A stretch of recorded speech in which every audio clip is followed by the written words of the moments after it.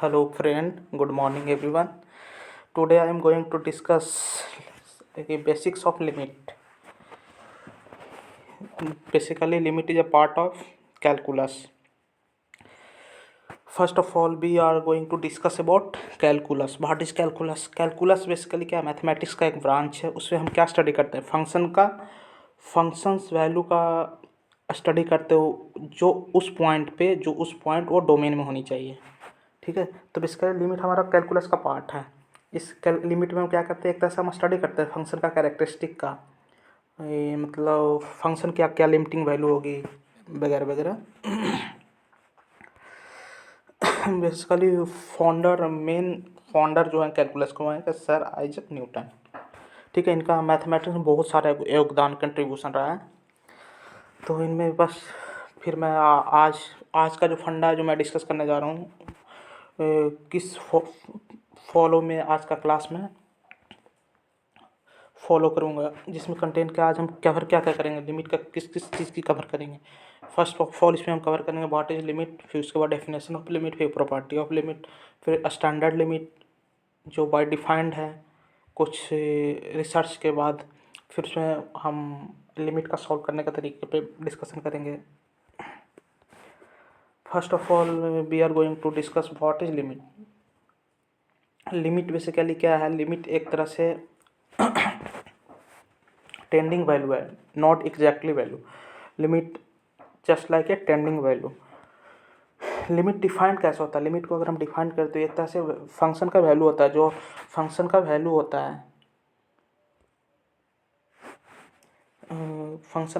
है जो क्या होता है गिवन इनपुट के लिए आउटपुट में हमेशा डिफाइंड होती है. लिमिट का मेन एप्लीकेशन कहाँ होता है? लिमिट का मेन एप्लीकेशन कैलकुलस में होता है, like mathematical analysis, like define integrals, derivative and continuity. These three are basically application of limit. If you understand limit exactly, then you are comfortable in solving maths part like integrals, derivative and continuity. इसका main role और भी होते हैं, जैसे में definite integrals में होते हैं. डेफिनेट इंटीग्रल में जैसे हमारा डेफिनेट इंटीग्रल में जो हमारा लिमिट बाउंडेशन होती है अपर लिमिट और लोअर लिमिट का, वो डिफाइन करते हैं प्रॉपर. ठीक है. और जबकि इंडेफिनेट में हमारा कोई लिमिट नहीं होता है, उसमें हम कांस्टेंट के थ्रू फंक्शन को डिफाइन करते हैं. आगे हम लोग डेफिनेशन पे आते हैं. डेफिनेशन लाइक कि जैसे हमने एक फंक्शन ले लिया एफ एक्स, जिसका एक्स डोमेन हो गया. एफ एक्स का डोमेन एक्स है. इसमें मैंने एक्स एक्सिस पे एक्स ले लिया और वाई एक्सिस पे एफ एक्स. तो हमने एफ एक्स एक फंक्शन है, उस पर एक हमने पॉइंट ले लिया एफ एक्स का ग्राफ पे. ठीक है. F x like and random कोई भी फंक्शन हो, उसमें हमने एक्स डोमेन का पॉइंट ए चूज कर लिया. तो ए का f x as a function, अगर एफ एक्स में एक्स अगर हमने पुट किया ए, तो एफ एक्स का वैल्यू कितना आ गया? ए ला गया. हाँ, इस तरह से फंक्शन का डिफिनेशन क्या होता है? तो हमारा एग्जैक्ट वैल्यू आ रही है, पर हमारा लिमिट होता है जो एग्जैक्ट वैल्यू नहीं होता, वो लिमिटिंग वैल्यू होती है. अब लिमिट को हमें डिफाइन करने के लिए हमने दो तरीके से, अब हमें एग्जैक्ट होती नहीं है तो अभी हमें इसे डिफाइन करने के लिए, अब एक पॉइंट है तो पॉइंट का हमेशा कार्टेशियन कोऑर्डिनेट के रिस्पेक्ट में लेफ्ट हैंड देखेंगे और राइट हैंड देखेंगे. अब इसके लिए हमें लिमिट है तो लिमिट में लेफ्ट साइड हैंडेड लिमिट और राइट हैंड साइड लिमिट, अब दोनों का एग्जैक्ट वैल्यू नहीं होती है, टेंडिंग वैल्यू होती है. तो दोनों तरफ से इक्वल होनी चाहिए. LHL मतलब लेफ्ट हैंड लिमिट और राइट हैंड लिमिट इक्वल होनी चाहिए. तो हमने लेफ्ट हैंड के लिए, तो लेफ्ट हैंड लिमिट के लिए हमें एफ एक्स पे क्या लगाएंगे? लेफ्ट हैंड लिमिट के लिए हमें एफ एक्स पे लगाएंगे ए माइनस. तो हमें इसको हमने ग्राफ का कोऑर्डिनेट एक्सिस के रिस्पेक्ट में हमें लेफ्ट साइड से ए पॉइंट की तरफ टेंड किया, तो हमें एफ एक्स का कुछ लिमिटिंग वैल्यू ए माइनस के लिए वैल्यू आया. उसी तरह हमने राइट हैंड साइड लिमिट के लिए देखेंगे. राइट हैंड साइड लिमिट के लिए ए प्लस लगाएंगे, ये राइट हैंड साइड लिमिट के लिए. और उसके बाद अगर हमारा दोनों LHL और RHL दोनों इक्वल हो गया तो हम लिमिट डिफाइन करेंगे। जैसे हमने fx का a वैल्यू के लिए, जैसे हमने fx का एक पॉइंट, fx के डोमेन में एक पॉइंट a उठा लिया, उस a को पुट करने पे हमारा वैल्यू क्या आया, fx का वैल्यू l आया, मतलब कुछ आर्बिट्रेरी कांस्टेंट। और ये डिफिनेशन का हुआ if and only if x का value x tends to a पे इक्वल 1 होगा, and if only if limit का लेफ्ट हैंड साइड fx का a प्लस वैल्यू पे और fx का a माइनस वैल्यू पे अगर दोनों का लिमिटिंग वैल्यू इक्वल हो और हमारा फंक्शन का लिमिटिंग वैल्यू इक्वल हो तो हम कह सकते हैं कि हमारा लिमिट एग्जिस्ट करता है। अब जैसे हमने कुछ ग्राफ के थ्रू हमने फंक्शन को लिमिट को समझने की कोशिश करते हैं। जैसे हमने एक ग्राफ ले लिया, एक ग्राफ में हमें ले लिया, जैसे हमें कह रहा है first question A part, first part A question क्या है, वो fx का लिमिट हमारा -4 माइनस पे पूछ रहा है, ठीक है। तो हमारा -4 का लेफ्ट हैंड साइड से हम चलेंगे तो हमारे यहाँ पर लिमिटिंग वैल्यू हमारा क्या आ रही है, ये तो डिसकंटिन्यूअस है, f-4 पे डिसकंटिन्यूअस है, पर हमारे यहाँ पे लिमिटिंग वैल्यू क्या आ रही है 1।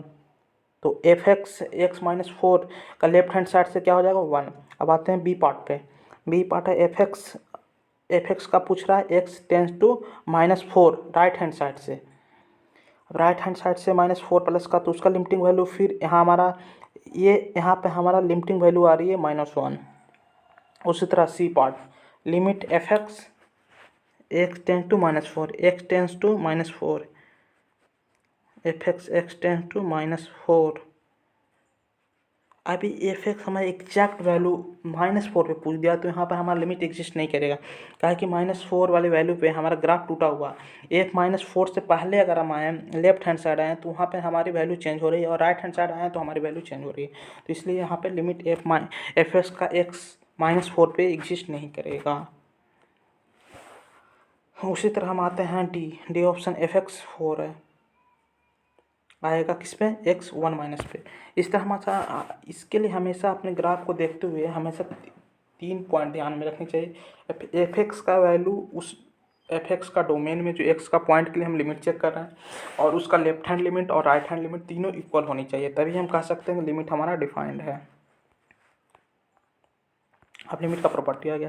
लिमिट, जैसे हमने लिमिट प्रॉपर्टी समझने के लिए हमने 2 फंक्शन ले लिया, fx और gx, 2 फंक्शन लिया। अब लिमिट का प्रॉपर्टी क्या है कि हमें कोई भी उस डोमेन में किसी पॉइंट पे अगर हम लिमिट चेक कर रहे हैं, लिमिटिंग वैल्यू उस फंक्शन का डोमेन में जो पॉइंट लिया उसका लिमिटिंग वैल्यू चेक कर रहे हैं, तो वहाँ पर अगर हम 2 फंक्शन है, दोनों फंक्शन का अगर लिमिट हम अलग अलग लिमिट निकालते हैं और और और दोनों फंक्शन का एडिशन करके उसका लिमिट निकालते हैं, दोनों का वैल्यू सेम होगा। ये प्रॉपर्टी 1 बता रहा है। और सी प्रॉपर्टी, सेकंड प्रॉपर्टी क्या बोल रहा है कि अगर सी और fx अगर हमारे किसी फंक्शन में हम कुछ आर्बिट्री से मल्टीप्लाई कर दे तो हमारा मल्टीप्लाई कर दे उसका लिमिट निकाले, और या तो फिर फंक्शन निकाल के उसमें फिर आर्बिट्री कांस्टेंट से मल्टीप्लाई कर तो भी लिमिट सेम आएगा। अब थर्ड क्या है, अगर हमने 2 फंक्शन को मल्टीप्लाई कर दिया और उसका लिमिट निकाला, और दूसरी साइड हमने fx एक फंक्शन का अलग लिमिट निकाल लिया और फिर दूसरे फंक्शन का लिमिट अलग निकाल लिया, दोनों को मल्टीप्लाई कर दिया तो दोनों का वैल्यू फिर भी इक्वल आएंगे। उसी तरह डिवीजन, 2 फंक्शन का डिवीजन कर दिया, उसका लिमिट निकाल लिया और फिर अलग अलग फंक्शन का लिमिट निकाल के उसका डिवीजन कर दिया तो फिर वैल्यू सेम आएगी। इस तरह से हमारा लिमिट का प्रॉपर्टी है। बाकी अनदर और भी प्रॉपर्टी हैं जो आगे समझेंगे। अब लिमिट में हमेशा क्या आता है, इंटरमीडिएट फॉर्म। लिमिट हमारा किसके लिए डिफाइंड होता है, लिमिट हमेशा बेसिकली हमारा डिफाइंड होता है लिमिटिंग वैल्यू के लिए। लिमिटिंग वैल्यू कहाँ पर डिफाइंड होते हैं, इंटरमीडिएट फॉर्म के लिए। तो हमारा लिमिट में 7 इंटरमीडिएट फॉर्म होते हैं। एक है 0/0 form, infinite by infinite form, infinite minus infinite, 0 into infinite, फिर अलग है 0 to the power 0, infinity to power 0, 1 to the power infinity. अब ये सब इंटरमीडिएट फॉर्मूला का सॉल्व करने का तरीका अलग है।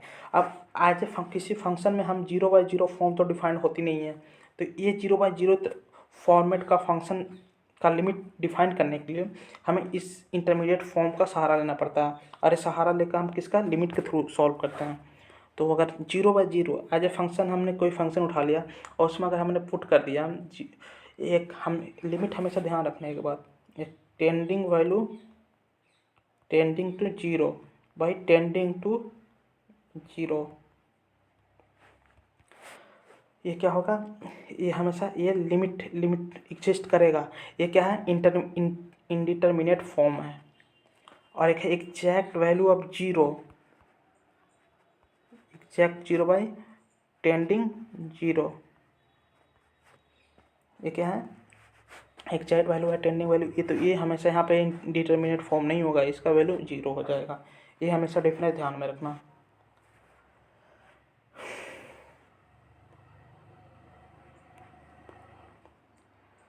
अब जीरो बाई जीरो फॉर्मेट को सॉल्व करने का तरीका होता है एल हॉस्पिटल रूल। अगर zero by zero format infinite by infinite format, इसको हम सॉल्व करने का दो तरीके, मतलब एक तरीका होता है इसमें। या तो हम उस वैल्यू पे, उस लिमिटिंग वैल्यू को ऊपर नीचे डिफ्रेंशिएट कर दे। डिफ्रेंशिएशन हम अगले नेक्स्ट डिस्कशन में पढ़ेंगे। तो इस मैं फोकसली हम बेसिक्स बता रहे हैं।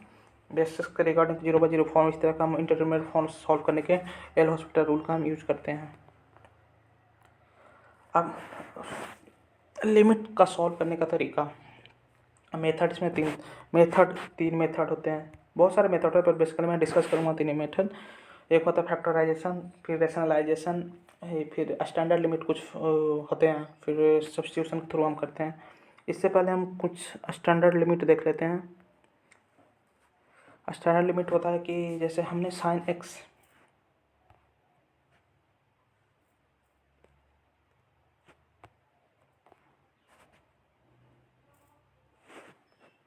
जैसे हमें एक्स का टेंडिंग बोले, अगर साइन एक्स एक्स पर डिफाइंड होते हैं, sine x zero, cos x zero zero, cos zero one, तो इस पर डिफाइंड होगी साइन एक्स बाई एक्स। अब इस तरह के फॉर्मेट को हम अगर लिमिट में ए स्टैंडर्ड वैल्यू है, हमें फार्मूला में ध्यान रखना होगा। tan एक्स बाई एक्स, ये भी फार्मूला, इसका वैल्यू वन होता है। log one plus x by x, limit x tend to zero, भी वन होता है। Limit x tend to e to the power x, ये भी वन होता है। X limit x tend to e to the power x minus one by x, ये भी one होता है। ये थोड़ा इंपॉर्टेंट फार्मूला, ये ध्यान रखना, ये भी important formula sine x by x. फिर limit one plus one by x to the power x, limit x tend to zero e. ये सब बेसिकली ये इंपॉर्टेंट, मोस्ट प्रोबेबली सब जेईई मेंस के लिए इंपॉर्टेंट है। बाकी हमारा 11th क्लास में ऐसा कोई लिमिट इस तरह का आएगा नहीं, और 12th में हमारा इस तरह का कोई बेसिक से सब फार्मूले यूज होंगे। आगे हम अगर कंटिन्यूटी वगैरह सॉल्व करेंगे, डिफरेंशिएबिलिटी वगैरह, उसमें इसका यूज होंगे। अब स्टैंडर्ड लिमिट, ये सब हमारा डिफाइंड, फिर डिफाइंड लिमिट, इसका यूज हमें एज ए फार्मूला ही हमें रट लेना है, याद रखना है। अब आगे आते हैं हम मेथड, लिमिट सॉल्व करने के तरीके। लिमिट सॉल्व करने के तरीके, हमने पहला तरीका हम देखते हैं फैक्टराइजेशन। फैक्टराइजेशन के थ्रू हम देखते हैं। फैक्टराइजेशन के लिए जैसे हमें लिमिट, हमें एक क्वेश्चन दिया गया, अब लिमिट का क्वेश्चन है कि हमें लिमिट एक्सटेंड टू टू, और ये फंक्शन एफ एक्स दे रखा है। मान लें कि हमने एफ एक्स ये दे रखा है, ये क्या है f x, limit it tends कौन सी वैल्यू कर रहा है, टू का। तो इसमें हमें वैल्यू देखें, यहाँ फैक्टर हम सीधा अगर लिखेंगे, अगर टू पुट करते हैं न्यूमरेटर और डिनोमिनेटर में, तो फैक्टराइजेशन में क्या होगा, 4 माइनस 4 वाई 2 माइनस 2, यानी जीरो बाई जीरो का फॉर्म होगा। जीरो बाई जीरो फॉर्म को इंडिटरमिनेट फॉर्म होगा। इंडिटरमिनेट फॉर्म को सॉल्व करने के लिए क्या हम लिमिट का सहारा लेंगे। अब इसमें तरीका जीरो बाई सॉल्व नहीं होगा, इसके तो हमें ऊपर वाला पार्ट एक्स स्क्वायर माइनस 4 का हम फैक्टराइजेशन करते हैं, तो एक्स स्क्वायर माइनस 2 का होल स्क्वायर, ये हो गया ए स्क्वायर माइनस बी स्क्वायर का फॉर्मूला। तो इसको कैसे तोड़ सकते हैं, x plus 2 into x minus 2। अब एक्स स्क्वायर माइनस 4 की जगह पे ये पुट करते हैं, और नीचे में हमारा क्या आ गया एक्स माइनस 2, और इसका लिमिट क्या टेंस कर रहा है, limit tends to, limit x tends to 2, और हमारा ऊपर नीचे देखो एक्स स्क्वायर, एक्स माइनस 2 और एक्स माइनस 2 ये कैंसिल हो गया, और हमारा बच क्या गया, न्यूमरेटर में बच गया एक्स प्लस 2, इसका लिमिटिंग वैल्यू 2, तो हमारा लिमिट कितना आ गया 4। ये मेथड हमारा क्या हो गया, ये मेथड हमारा फैक्टराइजेशन हो गया।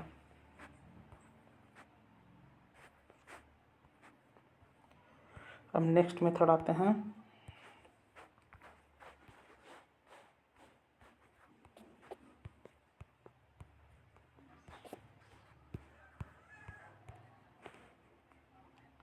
अब से फैक्टराइजेशन के एक और क्वेश्चन हम डिस्कस करते हैं। तो ये हमारा एक मतलब क्वेश्चन आ गया ये, तो ये भी हमारा 0/0 फॉर्मेट है। या तो इसका दूसरा तरीका है तो हम एल हॉस्पिटल रूल से सॉल्व कर सकते हैं, या तो सीधा सीधा दूसरे तरीका क्या फैक्टराइजेशन। तो हम फिर से इसका फैक्टराइजेशन करेंगे तो ये क्या हो जाएगा,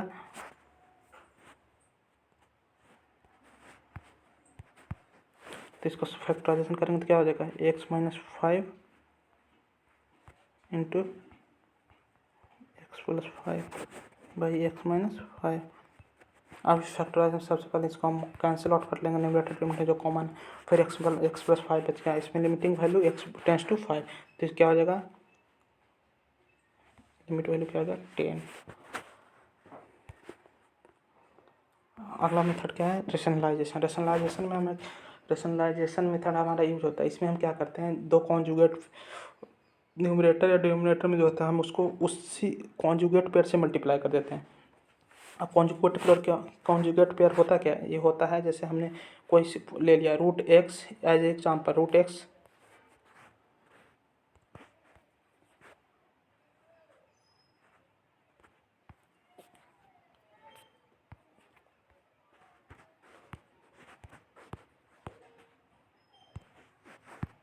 अब हमने जैसे ले लिया रूट एक्स -1/2। तो यहाँ पर इसका फैक्टराइजेशन अगर रेशनलाइजेशन करेंगे तो रेशनलाइजेशन किसका करेंगे, रूट एक्स -1। इसका रेशनलाइजेशन करने के लिए तो रूट एक्स -1 का रेशनलाइजेशन करेंगे तो इसका रेशनलाइजेशन करने का फॉर्मेट क्या हो जाएगा, रूट एक्स -1। तो इसका रेशनलाइज करेंगे तो क्या होगा, रूट एक्स +1 से ऊपर नीचे दोनों साइड मल्टीप्लाई करेंगे तो ये हमेशा ये हमारा रेशनलाइज हो जाएगा। ठीक है, आते हैं हम डिस्कस करते हैं इस क्वेश्चन पे। जैसे इस क्वेश्चन का हमें रेशनलाइजेशन करना, तो इस क्वेश्चन का रेशनलाइजेशन करने का क्या तरीका है, जैसे हम इसमें क्या है, किसका फैक्टर हम रेशनलाइज करेंगे, रूट एक्स +1 -1, इसको हम रेशनलाइज करेंगे। तो इसको रेशनलाइज करके हम क्या करेंगे, ऊपर नीचे इस अपोजिट साइन से इसका मल्टीप्लाई कर देंगे। किससे करेंगे, root x +1 by root x +1 ये कर दिया। और नीचे हमारा ये कर दिया। अब ऊपर वन हमारा देखो a-b इंटू a+b का वो बन गया। तो ये हमारा क्या बन गया, a-b इंटू a+b। तो ये क्या बन गया, a स्क्वायर माने b स्क्वायर। तो ऊपर वाला क्या बन गया, ऊपर वाला बन गया x +1 -1 डिवाइड बाई नीचे जस का तस ये हो गया रूट एक्स +1 इंटू एक्स। ये ऊपर ये 1 कैंसिल, एक्स आ गया, एक्स कैंसिल। तो नीचे क्या बच गया, रूट एक्स +1 अभी एक्स टेंस टू 1। तो ये क्या बच गया 1/√0 +1 तो क्या आ गया 1/2। लिमिटिंग वैल्यू आ गया 1/2। अब कुछ क्वेश्चन देख लेते हैं स्टैंडर्ड लिमिट के थ्रू। जैसे हमने अभी पढ़ा था sin x/x, तो इसका limiting value x tends to 0, तो क्या होता है इसका लिमिट 1 होता है, या स्टैंडर्ड लिमिट होती है। अब इसके यूज करके जैसे हमने सॉल्व करना sin 3x/x, तो हमें sin 3x/x में हम क्या करेंगे, फर्स्ट ऑफ ऑल हमें ध्यान रखना कि अगर जो यहाँ पर स्टैंडर्ड लिमिट sin x/x, जो हमें sin x का जो डोमेन है वो और डिनोमिनेटर दोनों इक्वल होनी चाहिए। तो हमें इसमें देखते sin x 3x/x, इसमें डिनोमिनेटर और डिनोमिनेटर का डोमेन ये सही नहीं है। तो इसको हम ऊपर नीचे क्या सही करने के लिए क्या करेंगे, इस 3 से मल्टीप्लाई करेंगे ऊपर नीचे। अभी हमारा ये स्टैंडर्ड लिमिट का फॉर्मेट हो गया है। तो इस स्टैंडर्ड फॉर्मेट का लिमिट हो गया तो क्या हो जाएगा 1, और लिमिट एक्स टेंस टू 0। और हमेशा ध्यान रखना लिमिट को टेंडिंग वैल्यू जो तो हमेशा स्टैंडर्ड लिमिट के थ्रू उस रूल्स को फॉलो करनी चाहिए। तो हमारा इसका लिमिटिंग वैल्यू क्या आ जाएगा 3।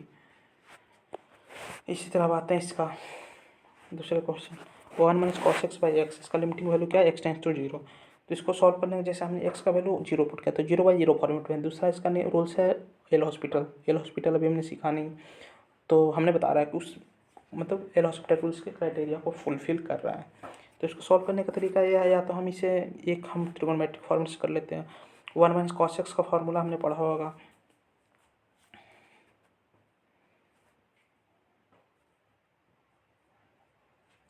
तो इसको सॉल्व करने का तरीका क्या है, जैसे हमने इसको या तो डिफ्रेंशिएट करके एल हॉस्पिटल से कर लो, या तो ऐसे ही कर लो। तो इसका लिमिटिंग खुद से ट्राई करना, इसका लिमिटिंग वैल्यू 0 हो जाएगा। तो ये बेसिकली हमारा लिमिट के बारे में था। ये बेसिकली हमारा बेसिक्स लिमिट के रिगार्डिंग है, ठीक है। अगले सेशन में हम कवर करेंगे कंटिन्यूटी, तो हमारा 12th का सेगमेंट है। ये बेसिक्स है, बेसिक्स अगर इसको फॉलो करोगे तो आप इसको और एडवांस लिमिट का मैं अगले सेशन में कवर करूँगा। आज के लिए इतना है दोस्तों।